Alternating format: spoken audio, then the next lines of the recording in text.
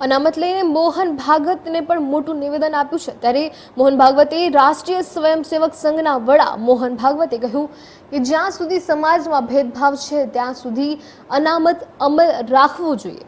આરએસએસના chief Mohan ભાગવતે Nagpur ખાતે આ પ્રકારનું નિવેદન આપ્યું હતું। તેઓએ કહ્યું કે સામાજિક વ્યવસ્થામાં આપણે આપણા બંધુઓને પાછળ છોડી દીધા છે, આપણે તેમની કાળજી લીધી ન હતી। આવું 2000 વર્ષ સુધી ચાલતું રહ્યું છે, જ્યાં સુધી કંઈ વિશેષ અધિકારો તો હોવા જ જોઈએ।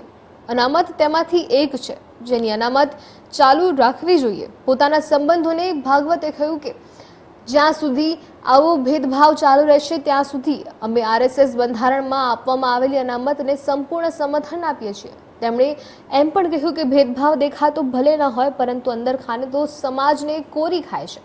આ માત્ર નાણાકીય અથવા રાજકીય સમાનતા માટે જ નહીં પણ સન્માન આપવા માટે પણ જરૂરી છે।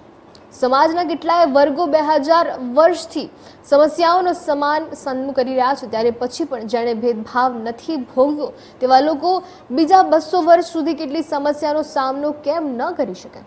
બંધારણ મુજબ અનુસૂચિત જાતિ એટલે કે એસટી અને એસસી અને અનુસૂચિત જનજાતિ એટલે કે એસટીને જાતિ આધારે અનામત મળે છે, ત્યારે મંડળ આયોગની ભલામણોને પગલે ઓબીસી સહિતના અન્ય પછાત વર્ગને પણ અનામત મળી રહી છે।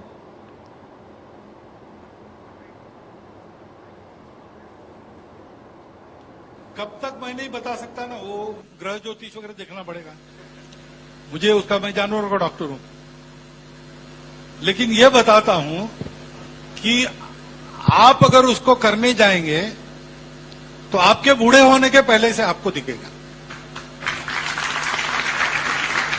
क्योंकि अब परिस्थितियां ऐसी करवट ले रही। जो भारत से अलग हुए उनको लगता है कि वो गलती हो गई, हमको फिर से भारत होना चाहिए, लेकिन वो मानते हैं कि भारत होना यानी नक्शे की रेखाएं पोंछ डालना। ऐसा नहीं है, केवल उससे नहीं होगा। भारत होना यानी भारत के स्वभाव को स्वीकार करना। वो स्वभाव मंजूर नहीं था, इसलिए भारत का विखंडन हुआ है।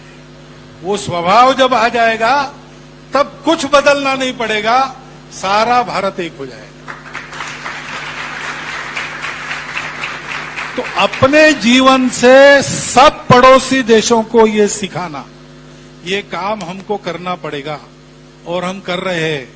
हम मालदीव को पानी पहुंचाते हैं, श्रीलंका को पैसा पहुंचाते हैं, नेपाल में भूचाल में मदद पहुंचाते हैं, बांग्लादेश को मदद, सबको मदद कर रहे हैं और ये बताकर कर रहे हैं। उनको भी मालूम है। सार्क का अध्यक्ष बनते समय प्रेमदासा का भाषण मैंने सुना है।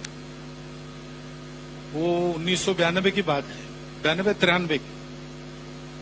उन्होंने कहा कि दुनिया के बड़े देश छोटे देशों को निगलते हैं, इसलिए हमको सावधान रहकर हम सब लोगों को एक होना चाहिए। और दक्षिण एशियाई देशों को ये कोई कठिन काम नहीं है, क्योंकि आज हम दुनिया में अलग अलग देश जाने जाते हैं, लेकिन वास्तव में हम एक ही भारतीय मुख्य भूमि के अंग है।